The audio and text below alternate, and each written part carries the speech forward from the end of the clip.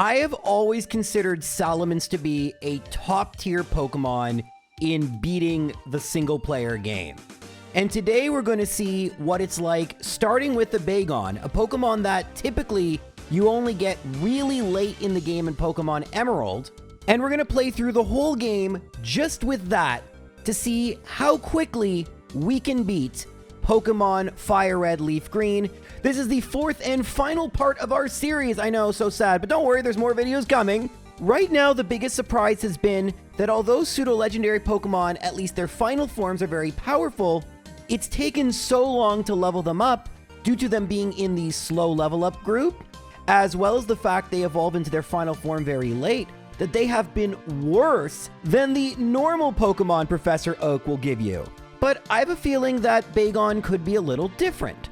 Well, while on the surface, it seems a lot like Dratini, just beneath the surface, it isn't. First of all, it starts with Bite, which is a 60 base power special move. Although Bagon's stats aren't really geared towards being a special attacker, it nonetheless will help versus Brock. But first, it won't surprise you to learn that I love creature collecting and battling games, and the sponsor of today's video, Clash of Critters, is exactly that and more. So what I really like about this game is how each critter is unique and has a great personality. One of my favorites is Capipapa, evolved from Capiwata, and it's a water capybara. It's actually really great in battle and is absolutely adorable. I really enjoy taking on the boss battles as well as completing the standard battles. I have a lot of critters at my disposal, and knowing what lanes to put them in, as well as trying to determine the best and quickest way of doing it, is really fun for me. The great thing about Clash of Critters is that it's intended to be a mobile experience. It's in portrait mode, intended for short bursts, so I can play for a little bit, battle, look at my camp, feed my critters, and then just go back and do something else, and then come back just a few hours later when I have some more free time. Another great thing about it is that unlike other games, you can unlock all the critters by yourself within about a month, no paywall needed. It's great. Now, I've really enjoyed playing the game, and for those of you who want to get on board, you can just click my link in the description or pin comment. There is a massive bundle that is being offered, 1,000 pinballs, some rare critters, or Tatari as they're properly known, and a Frugling, which is really good. And all you got to do is sign up with my link, and this is all free in your inbox at launch. All right, so the first Brock battle actually goes, if you remember Dratini, if not, you can watch the video now, but this is night and day. Even though we only have 40 base special attack, we absolutely rip through Geodude. Unfortunately, Onix is a little bit more problematic because it outspeeds, and so we can't get a flinch. In the end, it turns out that this battle wasn't super consistent, but I could get it about 25% of the time. How do I know this? I'll explain in a second, but all we need to do to win is have Geodude either use Defense Curl or be flinched. Now, you actually only need it once. In fact, in rare cases, it's a 4-hit KO, so it did hit with Tackle. And then with Onix, you just need to stay above 10 HP. For whatever reason, once you're below 10 HP, the AI will look for the KO with Rock Tomb, and I could never get it to miss. So had I not knocked out Onix, I would have lost. But in fact, although the Onix is the harder Pokemon, the battle is won and lost with Geodude. And if you're wondering, how do I know it's 1 in 4? Well, I didn't put it in the timesheet, so Sean couldn't show my embarrassment. But I did accidentally battle an extra trainer, so I reset. And of course, who saves after they beat a gym leader? You save before. But yeah, I did beat Brock again. I think it took another 3-4 times. And this is not like the most consistent battle in the universe, but my rule in these runs typically is about 20%. If it's 20% or higher, so 1 in 5, I feel it's good enough, because in a speed run, honestly, unless you're going for world record, 1 in 5 chance of hitting a hard trick honestly isn't so bad, considering in most difficult speedruns like platformers, people fail tricks all the time. It's quite common. Did I pull that number straight out of the air? You betcha, but it's what's always made sense to me. Now, what also made sense to me is, oh God, I made a mistake here. So I didn't want to talk about this, and I almost redid the run, but in the end, it really wouldn't have mattered too much, but I have to point it out because someone will pick this up. And yeah, I screwed up here. So we're gonna go to Cerulean City, right? Now, I was under the impression that since Water Pulse would be resisted by Bagon, I would have a pretty easy time versus Misty. My thought was I could build up Rage's power by being hit and using it, and that I would just destroy her team. But after losing to Staryu, even though I got confused, I realized that there was a problem. The problem is J-Rose doesn't read. This is, it's funny. People be like, J-Rose, why don't you play like this visual novel game? I don't know why, and I have a freaking degree in philosophy, which required me to read a lot. And a paralegal, which requires me to read a lot. But somehow when it played in video games, my reading skills go to 0. Okay, so what am I yapping about? So here's the deal, Jessica Biel, and everyone else who is not Jessica Biel. Okay, I'm just gonna say it. So I didn't realize Bagon's special defense was 30. Now that's really low, and that's why Misty is destroying me.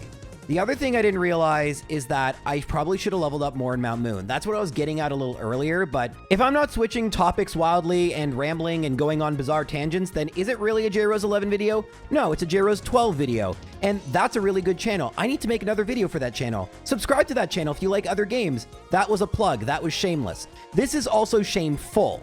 I forgot we're going to go to Rival 2 because essentially, okay, lots of thoughts. Organize them, J-Rose. Thought 1. I should have leveled up more in Mount Moon. I wasn't a high enough level. Great. Thought 2. I actually could have beaten Rival 2 easier because Misty was not going to happen even though I resist her moves. Thought 3. I do battle the trainers in Misty's gym to gain more experience, and while they were easy, I could have also battled the trainers in Mount Moon. See, I'm referring back to Thought 2. And Thought 4, let's talk about Rival 2, because you may or may not notice I make a mistake. What is this mistake? And again, this isn't horrendous because there are things that help, but I'm losing over and over again. Now, there are a lot of Pokemon where the first form can't learn Rock Tomb, and the second and third form can. For whatever reason, I thought Bagon was one of those Pokemon, and that is not correct. I could have used Rock Tomb and probably beaten Pidgeotto a lot earlier. What I did instead, though, is by losing battles semi-intentionally and battling wild Pokemon, I level up to level 17. This didn't work, by the way. I had to go all the way to level 18, but the reason for that is I'm actually in a speed tie. You don't see it in this specific battle I'm showing you, but trust me, it's the case. Without the speed tie in the very next battle, you'll see that I win pretty easily because, well, there's a 30% chance Headbutt flinches like Bite, but it uses my massive attack stat. Bagon's actually a really good physical attacker, by the way, for a pre-evolved Pokemon. And I knocked things out in the right number of hits. The ranges weren't working. Now, my thought process was, if I had Rock Tomb, it would have lowered Pidgeotto's speed, and it would have made things easier. However, Squirtle may still have been able to beat me, and Rattata, as evidenced by the fact I'm not, like, winning this with a ton of health. So, I don't know if Rock Tomb would have helped, but I would have liked to have tried and used it. Unfortunately, I didn't even realize I could learn Rock Tomb until, I think it's either the SS Ann or Rock Tunnel, where I looked at my available moves, and I realized that was an option. So, that sucks. But, what doesn't suck, and what you'll notice here, is Bagon is outspeeding and one-shotting everything. Now, when I did the Dratini run, you would notice that I struggled in major battles, but one thing that's hard to notice, just because it's tedious, boring stuff that I often skip, is one way time is gained and lost in runs like this is these trainers, these useless from a difficulty perspective and from a narrative perspective, but not from a time perspective, random trainers. Bagon gets a move reasonably early via level up that it's using to sweep through these trainers I don't really care about. Dratini would take maybe 5 to 10 seconds longer per Pokemon, and that time, considering how many trainers you have to fight, believe it's 66 in FireRed LeafGreen. I did a minimum battles video, and I believe one extra trainer was not needed, so -1 from whatever that total was. Did that years ago. Love that series, by the way. Sorry, I'm getting way off topic. I guess, listen, this is the 4th part, so I have to talk about other things, but this is actually really important that I stick to the point, which is that Bagon being able to knock out Pokemon quickly, quicker than every other Pokemon, is adding up. Now, if it struggles elsewhere due to the fact it's not, let's say, a Steel or Rock type, that will hinder it. And we know, well, if you watched the Dratini video, there is a huge hurdle coming up. But for now, things are looking kind of good. And they're going to look even better when we battle Rival 3. I mean, I did try Misty first, but unfortunately, at level 21, Staryu I could beat now, but Starmie was still too many hits. And so I just would battle a few more trainers, no optional ones, just mandatory ones. But I have a pretty good feeling that once I beat Rival 3, although I won't be able to beat Surge and it'll take longer, I think I will be able to beat Misty. Now, I thought Rival 3 would be rival free, but I was wrong. Once again, I'm not using Rock Tomb, and I probably could have here, but I don't think it would have made a huge difference. The big issue, honestly, is that Wartortle takes a lot of hits to knock out. And, I mean, you can also get hit by Sand Attack, and that really sucks. But, yeah, it took actually, I think, 3 or 4 attempts. I don't recall. But it took a few attempts to win. Funny enough, on the one I actually end up winning, I'm able to stay at full health until the very last hit, which is really funny. Oh, by the way, if you're wondering why they're Bag and Sieg, I mean, Bag for Bagon, because I think that's how you pronounce it, not Bagon. And Sieg, if any of you are Canadian and watched YTV, they had these terrible jokes. And one of them is what was a seagull called if it was by the bay? And they say a bagel. And I thought that was so funny. Also funny enough, some people pronounce it like bagel or bagel. And those people wouldn't have gotten the joke. But yeah, that's the horrible pun. I have to explain this one because it's so obscure and bad. But there you go. Shout out to YTV from the 90s and early 2000s. All right, this video has been a little unhinged. Let's put it right back on the hinges and go and battle Misty. Now, I think at level 24 we should be fine. Staryu is still outspeeding, but we basically one-shot with Headbutt. She does heal, and oh, look, it's a speed tie. That's good. Now for Starmie, Water Pulse. Okay, I'm confused. That's bad. And how much damage do I do? I kind of want to know that. It's maybe, sort of, maybe doable? Question mark? I'm going to equip the Person Berry because I don't want to get confused and I'll never need it again. So this time I outspeed. Oh, and I do one shot. Nice. So we're full HP for Starmie. Water Pulse, Headbutt. Water Pulse. That crit sucks. Headbutt. Okay, we got this. Third time's a charm. This time we don't knock out Staryu in one hit because it outspeeds, but Harden isn't an attack, and we outspeed it on the second turn. And then this time, the Person Berry proves useful, we don't get confused again, and we just avoid Starmie being able to heal. Could not have worked out any more perfectly, and this is why the whole Rock Tomb thing didn't really bother me. We ended up needing to be exactly this level for Misty, and let's be honest, I wouldn't have battled extra trainers in the SSN anyway to get me up to speed, so we're good. Everything is good. We're close-ish to becoming Shelgon, which is pretty cool, but for now, we're just going to speed through this part of the game, and we'll pick things back up when we exit Rock Tunnel and get to Celadon City. Actually, we're not even going to look at Celadon City itself. We're going to look at a building inside Celadon City. Look at, that's not even the right words. We're going to, like, pick it up. Whatever. And I'm sorry, y'all, Bagon is no more. Shelgon is here. And you can see we have a totally new moveset with, well, actually not totally new. We just have Rock Slide. But unfortunately, I wasn't able to win without healing, which really stunk. But there is a potion available just a floor above. And once I had the potion, I was able to beat Giovanni #1 very easily. In fact, I think I had enough health this time. It's always the way, right? Once you heal, then you didn't need the extra health, right? Now, because we had to battle Misty after Rival 3, that means we have to go and battle Lieutenant Surge now, because without his gym badge, we can't use Fly, and we need Fly to make things go fast, because we're trying to do this fast. All right, so Surge leads with Voltorb, and we're not going to outspeed. Oh, we are going to outspeed. Never mind. I spoke too soon. And we may get paralyzed here. No, we don't. Nice. And okay, that's expected. Now we get paralyzed due to static, but we aren't missing turns. Nice, nice, nice. Very easy. And now we can move on to Rival 4. We should have a good moveset for him. All right, so Rival 4, we're going to go Rock Slide on Pidgeotto and knock it out. Very good. Growlithe is going to intimidate us, but Rock Slide should still knock it out. What's next? It's Execute. I'm going to go Bite here. Oh, nice. It one-shots. Great.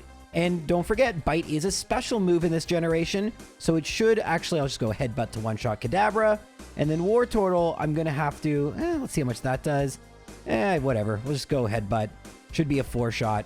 Easy peasy. So far, Bagon / Shelgon has been pretty good, honestly. I mean, like every one of the pseudos, there has been a bit of a speed bump, but I will tell you that to this point, and I'm sure I just jinxed it, things have been going really well, relatively speaking. Now, after we did Pokemon Tower, I hadn't battled Erica yet, so figured, all right, good time to do that now, right? Well, see, the thing is, Erica is not being two-shot by Headbutt, so although it doesn't look like I would lose, I do. But I had an idea.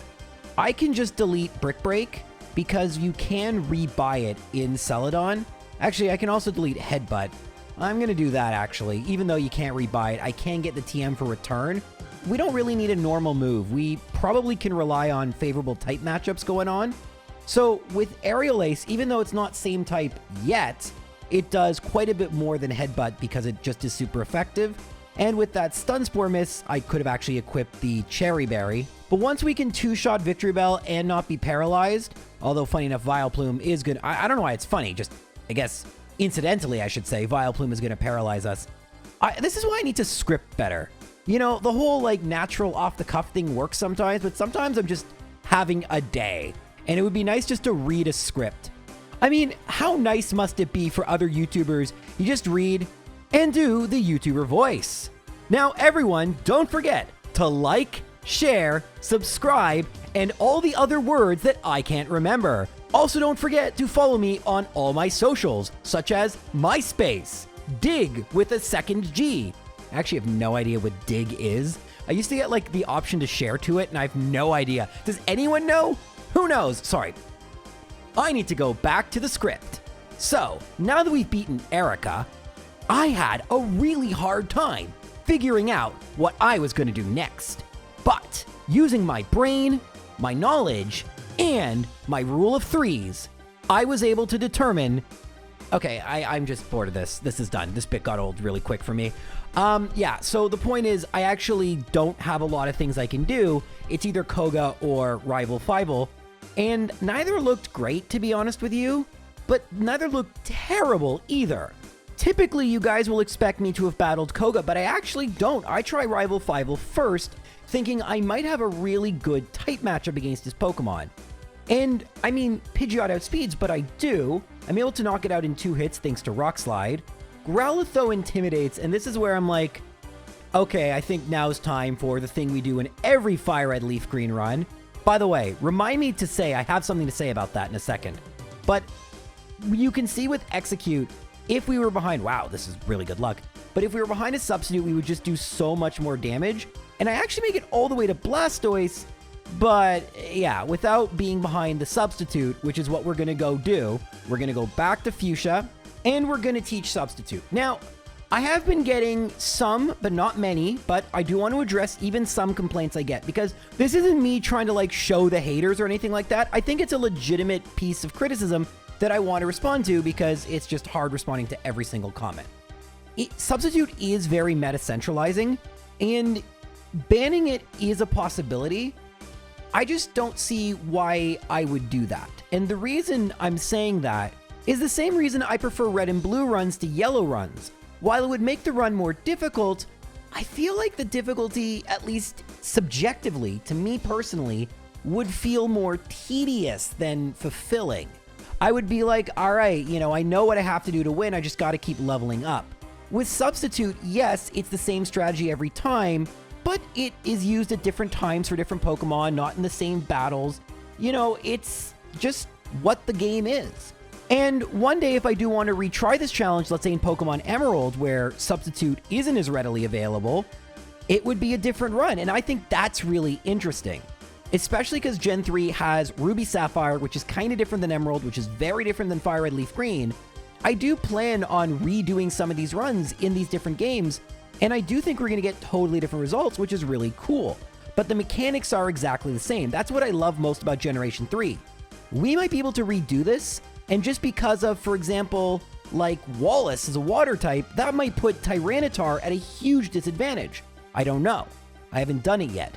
But that's really cool and interesting, so I'm not going to artificially weaken FireRed and LeafGreen by not using a move that helps out immensely.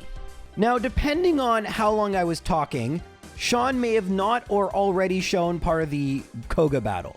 I apologize to Sean, my timesheet that I give him has been probably a little lacking. I have a lot of videos, so for you guys, it's good news because I'm making so many videos at the same time. But with Substitute, Koga actually isn't so bad. The real problem is just that I actually need to do just a little bit more damage with Dragon Breath. And yeah, that's it. I tried this many times. It really just is a matter of doing just slightly more damage with Dragon Breath. That's really good. I mean, that's what I want to see.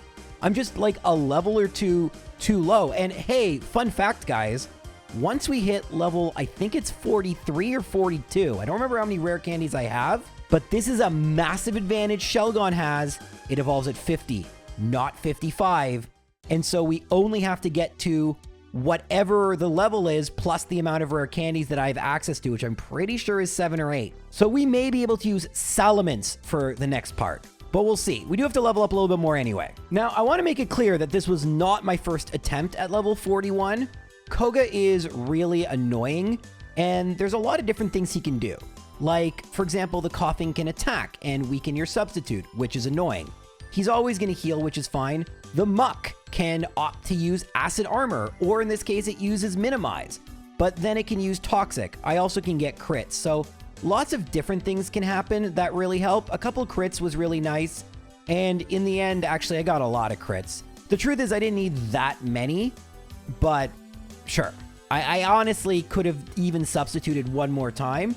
And Wheezing, unfortunately, if it uses Sludge, will always take out your substitute, so it's not worth using against Wheezing.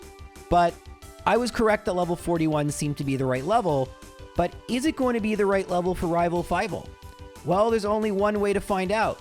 And the answer is no, because there's 8 rare candies and I have a Salamence. I think Rival Fivel's in a lot of trouble, guys. We have a level 50 Salamence, so not only are we over-leveled, we have one of the strongest Pokemon in Gen 3. When I do the Battle Frontier, Salamence would always be a go-to, and it literally one-shots everything except for Blastoise, which it two-shots with Aerial Ace. Would it be nice to have like a 70 or 80 base power flying attack? Sure, I'm not going to use Fly though, because it wastes time because it's 2 turns, but I will 100% use a 60 base power with the attack of Salamence, which is even slightly, ever so slightly, stronger than Dragonite. Giovanni, number 2, isn't even worth talking about. Salamence just absolutely destroy. Well, okay, oh, you know what? It doesn't absolutely destroy because Nidoqueen was pretty good, but it mostly absolutely destroys. And after beating this, I make another mistake, but it's a small one. I was talking to chat, and I think we were talking about languages, by the way, which was really fun. But I forgot to go battle Sabrina, and I'll realize that a bit later. Not that it really mattered, but I battle Blaine next for that reason, because I forgot Sabrina. I opt not to battle any trainers in the gym, even though I'm going to battle some extra trainers a little later. I do get hit by 1 Intimidate by Growlithe, and to avoid one by Arcanine, I'm going to go behind a Substitute. Fire Blast is strong, but not enough to take out Substitute, unless used by Arcanine after I'm already weakened. It actually gets shockingly close here because Arcanine gets a crit with Fire Blast. And if I'd gone burned, I would have been heated. But yeah, things go unsurprisingly very well. And this is when I fly to Viridian, can't get in the Pokemon gym, and I'm like, are you kidding me? What am I missing? Sabrina? Okay. I'm not anticipating her be very difficult. In fact, I think 4 Aerial Aces should do the trick. Actually, I don't know why I went for Rock Slide there. That makes 0 sense. Okay, am I going to... No, I'm just going to keep going for Rock Slide. Why am I doing this? I have no idea. Why did I use Rock Slide?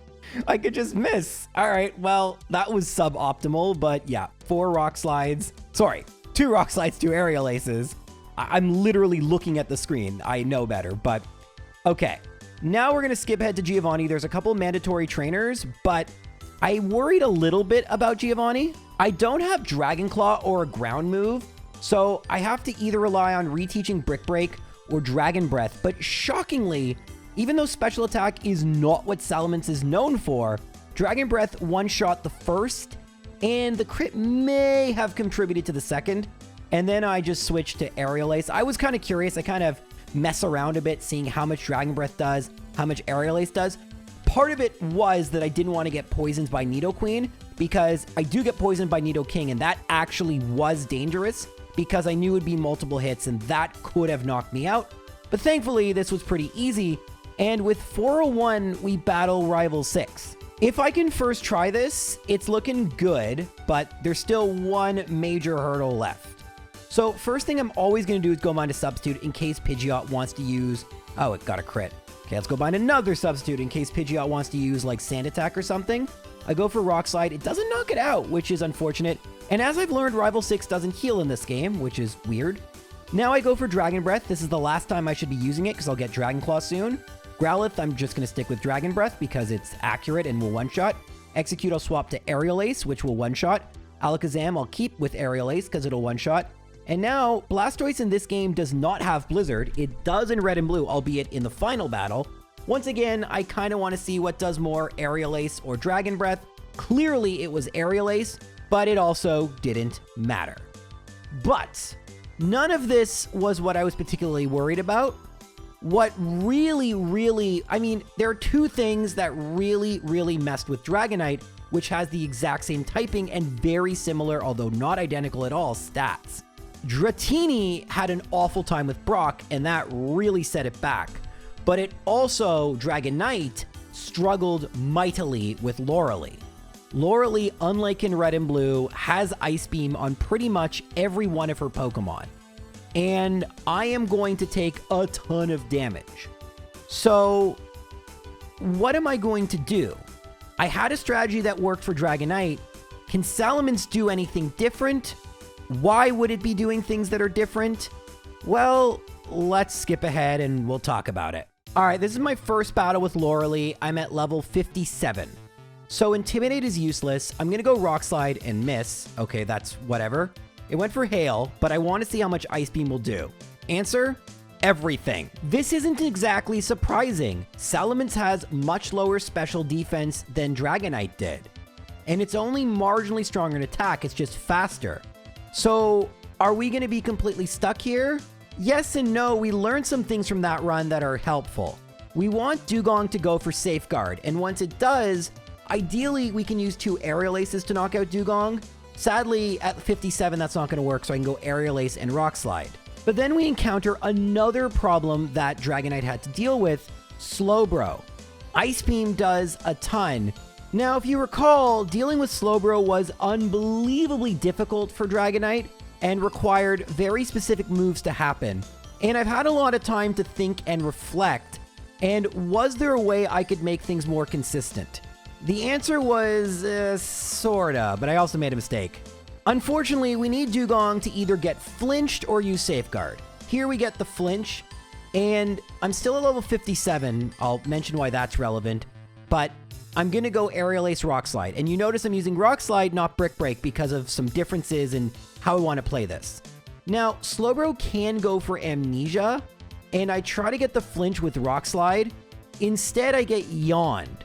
This has happened before, but not to Dragonite. For Dragonite, I equipped Lumberry in case Lapras used Confuse Ray. Here, I think I need it in case Slowbro goes for Yawn, because then I'll at least make it to Lapras. Thankfully, the RNG deities were on my side, and in my very next attempt, I get perfect luck. Well, at least for Dugong, which is nice. We're able to knock out the Dugong, and then we get to Slowbro.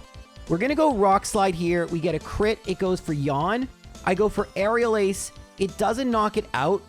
The Lumberry triggers, and because of how the AI handles potions, Slowbro doesn't get a heal here because they're saving it because of some complicated stuff that doesn't really matter.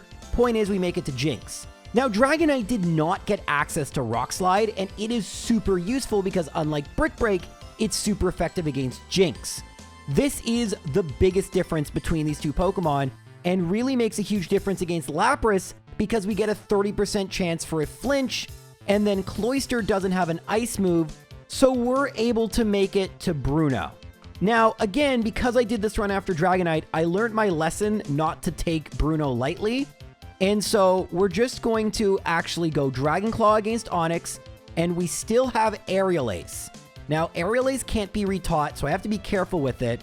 And actually, something really bad happens here against Machamp. I don't one-shot, then get Rock Tombed, meaning Hitmonlee is going to outspeed. Thankfully, Machamp doesn't, and Hitmonlee does hit with Mega Kick, but thankfully, we outspeed the final Onix, and Dragon Claw knocks it out. This Dragon Claw, by the way, is not one I've learned via TM, but rather one I got within Victory Road. I actually have to go back because both the Rare Candy and Dragon Claw are in the same spot. Agatha in Red and Blue is a pain. In FireRed LeafGreen is easy as heck. You go behind a substitute and congrats, you've won. I mean, okay, it's not that simple because we're not going to one-shot any of your Pokemon. There are opportunities to break the substitute and use attacks. In this specific battle, that didn't really happen, and so we make it to Lance, but with, and this is kind of key, Salamence is really fast. Much faster than Dragonite, plus we have for Aerodactyl, Rock Slide. Things are looking pretty good, right? Well, unfortunately, even though we have Substitute and we have Intimidate, that's not going to help Gyarados intimidating us. Now, I did something interesting. I went for the Rock Slide here so I could get hit with Dragon Rage, go behind a Substitute, tank the, actually in this case, Twister, and then knock it out with Rock Slide. I didn't know Rock Slide would two-shot, but I hoped it did, and I was correct. Now, I outspeed and one-shot both Dragonair with Dragon Claw, and by ensuring I'm behind a Substitute, although I could have used one versus one of the Dragonair, I don't have to worry about Outrage, and Salamence has better special attack, meaning that Dragon Claw two-shots Dragonite even after Citrus Berry. Now all we have is Aerodactyl. I just don't want Omniboost. I get actually something almost as scary, a scary face. We get the Ancient Power. It almost knocks me out, but we are able to tank it, and we have made it to the champion. Dragonite handled the champion pretty well, and Salamence is looking even better. We've got some rare candies. We're going to be level 63. What could go wrong? Let's finish this. Pidgeot loves to be a troll, so we're going to go behind a substitute. Aerial Ace is fine. Rock Slide will not one-shot. Okay. Aerial Ace, thankfully, doesn't even two-shot my substitute. Thank you, Intimidate. Aerial Ace doesn't do quite half, or maybe does just around that. I was nervous, so I went Rock Slide. We don't get a miss. One down. Rhydon, we're going to go for Dragon Claw. It goes for Scary Face, which can't affect me minus substitute. 2 down. Alakazam, I'm going to go for Aerial Ace, and 3 down. Next is Executor and Aerial Ace. Oh, interesting. It goes for Egg Bomb, and oh, okay, because it crit. Full Restore, it's fine. Right back behind a substitute. Everything is good. Citrus Berry, I'm going to go Aerial Ace here. Sleep Powder fails. Full Restore, we're just going to have to just keep on using it. Arcanine can't intimidate me. I'm behind a substitute. Extreme Speed doesn't knock mine out. I go Rock Slide. Extreme Speed does. But can Blastoise really hurt me? I'm at 130 HP. So you know what? Just to be safe, let's go behind a substitute. It goes, uh-oh. No. All right, Dragon Claw. Uh-oh. Okay, if this knocks me out... Wait. Oh, no. Please, no, I just knocked it. No! Oh, my God, that's not what I wanted. All right, so... why did that happen? I put Blastoise within what's called Torrent range. If it's a third of health or lower, it gets a 50% boost. Plus it was Rain, plus Hydro Pump hit, which it has a 20% chance to miss. And so, as it turns out, the champion, I can lose. Now there's a way to fix this. If you remember, Dragonite was using Return, which is pretty strong. It's stronger than Aerial Ace, even though it's not same type. So I'm just going to go and grab Return. I also decide against Lorelie to use my rare candies before. This might mean that I'm only level 62 for the champion, but I think Return will make a big difference. And as you can see, we almost knock it out with Rock Slide, and now Aerial Ace does 2 shots. So we can either get the flinch, and we don't have to worry about missing, which is nice. Additionally, Dragon Claw Aerial Ace at level 60 always 2 shots Slowbro. So it's still not consistent, but it's way better.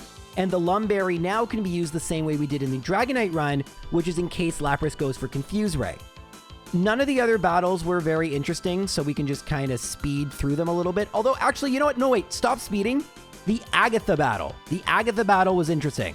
Now, I didn't realize Agatha actually can do a bunch of damage and gets really close to knocking me out. I mean, okay, when I say getting really close to knocking me out, I mean I was at 50 HP, but considering I typically treat Agatha in these runs like a complete joke, she wasn't a complete joke. Lance also isn't a complete joke, and as it turns out, Dragonclaw actually is a little better versus Aerodactyl than Rock Slide with an Intimidate, but we've made it back to the champion, and all I have to do is remember to teach Return. Just teach Return. I don't see you opening your bag, which you can't do anymore because you forgot to teach Return. Wow, brilliant, genius. Okay, so now we're going to go bind a Substitute. Aerial Ace hits, that's fine. We're a level lower, as we discussed. I get the flinch. It doesn't really matter. Actually, this time, because... Oh, wait. It was going to two-shot, but now Rhydon comes in. Dragonclaw, what's going to happen here? Okay, Scary Face is fine. That was a little bit scary. And now Pidgeot, we knock out. Okay, we're back on track, and now we are level 63, which is fine. Alakazam, we're going to Aerial Ace, knock it out. Next comes Executor. We already know how this is going to go. Now, hopefully this time it doesn't break my Substitute. And looking good. Looking good. Okay, so that means Arcanine, I'm still behind the Substitute. It goes Extreme Speed. It breaks it here. Rock Slide. Now I want to go Substitute. It hits me with Extreme Speed. I Substitute Citrus, but I'm going to be behind a Substitute even though I have less health for Blastoise. This could work. Okay, Aerial Ace does more than Dragonclaw. It doesn't Rain Dance. It goes for Hydro Pump. It hits. I should be fine even with... Yes. Oh, wait, no. Uh-oh. I don't think I knock it out here. I don't. Okay. No, wait, it healed. No, wait, why didn't I expect... Wait, I just crit. I just won. What? Okay, that was awful. That was awful. What terrible ranges. Oh, my. Okay, so can we just agree, had I actually taught Return, which is what I was supposed to do instead of Dragonclaw, we wouldn't have needed the luck to win? But, like, wow. Just wow. That was quite a final battle. But in the end, I think overall this represents that Salamence is pretty good, but like all the pseudo-legendaries, somewhat disappointing in the context of FireRed LeafGreen. And it's at this point I want to do a little bit of a post-mortem. I really enjoy using the pseudo-legendaries. Because you often get them so late in games, you never get the opportunity to train them up from their pre-evolved forms and use them for a long time. Overall, when they get to their final forms, they're good, but having a weakness to ice makes both Dragonite and Salamence very vulnerable to Lorelee or other ice-type users, and all of them have the issue that they level up really slowly and their pre-evolved forms just aren't that good. I genuinely don't know which Pokemon, if we allow them to level up, will be the greatest in FireRed LeafGreen. I don't know if we're going to use every single Pokemon, but in this case, legendaries and solo Pokemon don't count. So if we stick to the Pokemon that can and do evolve, I don't know what's going to be the strongest, especially if we throw in Pokemon that evolve via evolutionary stones. And then do we trade for the trade evolution Pokemon? I don't think we do because we use one game, so that might be interesting for Pokemon like Kadabra or Graveler. I don't know if we're going to do every single Pokemon, but we're definitely going to do more runs in these games. I have some really big videos planned, and there's going to be a lot of videos, I think 2 or 3 more out in April. So thank you so much, guys, for watching. Please subscribe if you want to see those videos, and I'll see you all very soon. Take care.